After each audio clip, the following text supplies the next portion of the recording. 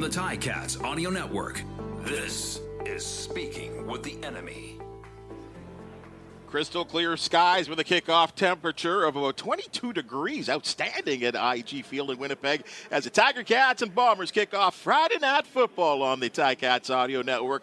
Bubba O'Neill and along with Andy Fantuz. And it is time for Speaking with the Enemy, presented by redtag.ca. And folks, you do know him well as a sports journalist with the Winnipeg Free Press. He's also the president of the Football Writers of Canada. Jeff Hamilton, appreciate you, and certainly happy to kick off the season with you. Bubba, my man, how you doing? Great to hear your voice, and Andy as well. I'm sure we'll hear his voice too, and I'm looking forward to it, man. It's Christmas for everybody that loves the three-down game. Start of the season. Obviously, that kicked off yesterday, but perfect to get this thing going with you guys right away. Jeff, you have a team that came up short in a heavily favored Grey Cup last year. What's the environment been like coming into training camp this year? You know, it's interesting, right? Because that's obviously the first question that gets asked on the very first day of training camp, and and those questions have been asked throughout the last 4 weeks, really, closer to the season. And you know, if you want to take them by their word, they are over it. You know, guys will say stuff like, you know, "This isn't the same team," even though we all know it's a very close to the team last year. But they don't want to insult the new guys by bringing it up. They don't really want to. You know, all those excuses. But let's face it, guys. These guys are absolutely, you know, they're a proud team. That was a tough loss. It was tough to get over that loss.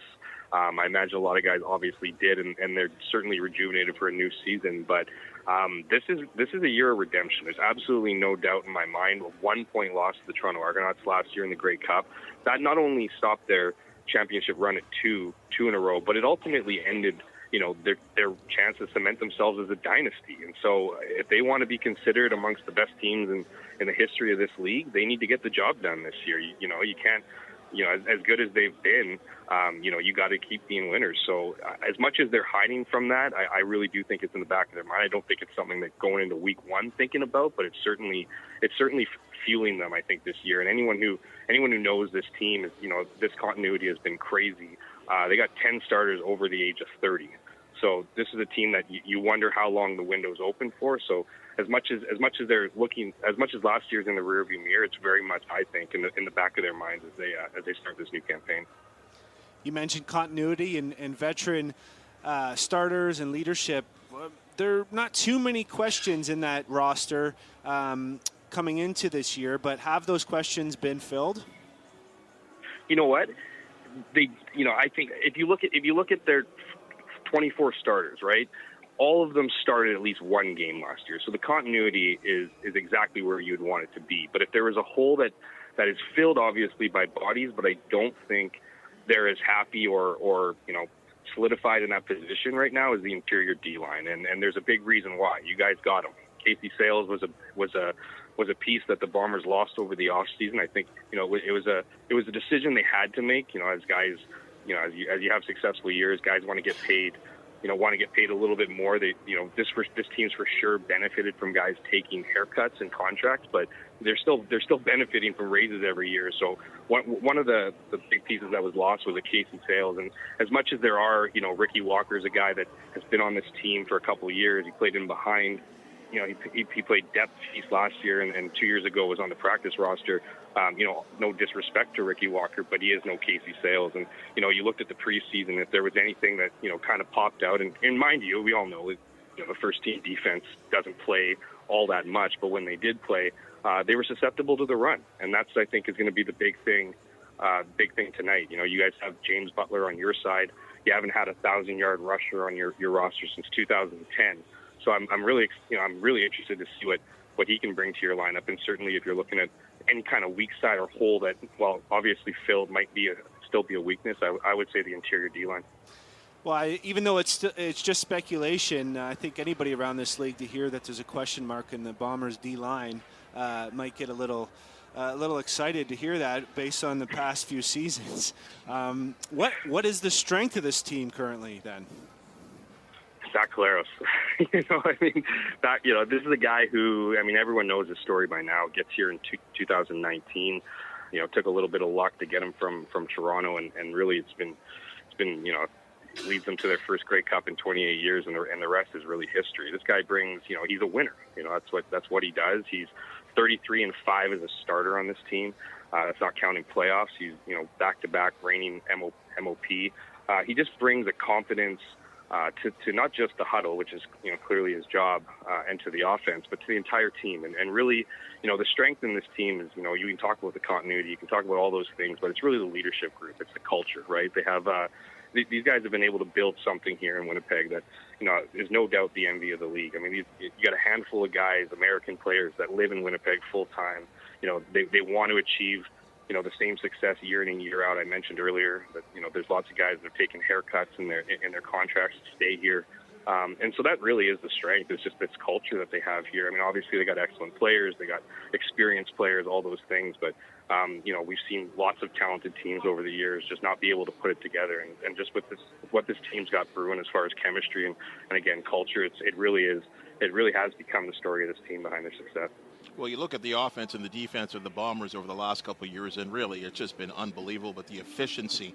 But in terms of efficiency on special teams, Mark Leggio at times seemed to be a bit of a pit for the Winnipeg Blue Bombers. He's been replaced this year by the likes of Sergio Castillo, a veteran kicker. We've had him here in Hamilton. Was that something that had to happen, a change at that position?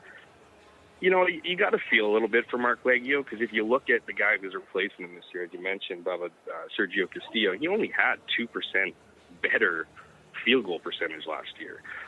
The reality is Mark Leggio was okay last year. I mean, he was asked to do a lot. He was asked to do all three jobs. He was kicking, he was punting, he was doing the kickoffs, and that maybe was a bit too much to for him to chew as a second-year player. And so the reality is while he was okay in a lot of different ways, when he did screw up and, that was missing key field goals or 1-point converts, they always happen to come at the worst possible time. What I mean by that is, game 10, right? The Bombers are looking to go 10-0, and he misses one at the end that could win, and then misses another one in overtime, right? And then, there's been a handful of opportunities where he'd miss a 1-point convert, and then it would be an 8-point game instead of a 9-point game. It just seemed to happen at the worst possible time. And you know how important trust is in this league. If you don't have the trust of your coach, it's an uphill battle. And ultimately throughout the year, and when you look at what happened in the playoffs, particularly in the Grey Cup, by no means was Mark Leggio the reason the Bombers lost the Grey Cup. But when you're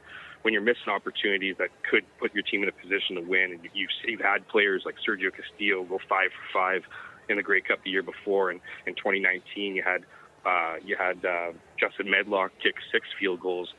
When you can't do that and you end up looking like the difference, I think at the end of the day it just was a trust issue. And to be honest with you, I don't know if Mark Leggio had a chance at all. I don't know what he could have done, honestly, in training camp, especially after they signed Sergio Castillo. But, he's a young guy. He hasn't been in the league that long, and I could see another team taking a shot on him. Jeff, I don't think a lot of people expected Dalton Schoen to be back this year, but he is. And coming off that magnificent performance last year, what can he improve? What does he need to do, and how does he fit in with this offense? It's kind of crazy, right? Because he didn't get really any looks. I mean, he got opportunities, got some workouts from the NFL, but for a guy who finished with 41 receiving yards, 16 touchdowns, both two highs in the CFL last year, you thought he would get at least a shot. The fact of the matter is, this guy he's a CFL guy. He picked up the waggle right from day one. He's been able to execute that, and the success is great. Asking for him for better numbers this year might be a bit too much, but this guy is hungry. He's willing to prove himself, and he's looking for another shot in the NFL. One last one to you there, Jeff. I always like to ask guys out in the community, in different communities, this question, kind of some success and some up and down times with the Winnipeg Jets this year. Where are the Bombers sitting with the community in Winnipeg right now compared to the hockey team? Honestly, man, while the Jets continue to trip over themselves and become a little bit of an S show, the Bombers just look better and better. And I mean, look, it doesn't matter if you're in Winnipeg, if you're in Hamilton, if you're in Regina, or anywhere in North America or around the world. If you're a winner, they're going to like you. And the Bombers have done a lot of winning these years. The Jets, not so much. And so, like I mentioned, it's not just these guys making it their home in the off season. It's being part of community initiatives. It's wanting to be a part of it. It's wanting to talk to fans. It's wanting to have that impact in the community. So this team, I mean, especially after a handful of years, particularly early on in Michael O'Shea's tenure, they were dumping on this team. Now it seems like they can't do anything wrong. Jeff, we got to walk it off now, and thank you so much for being our selected guest on Speaking with the Enemy. Hope to chat with you on CFL this week, and until then, we look forward to reading your column about tonight's contest. Always a pleasure, guys. Thanks for having me on.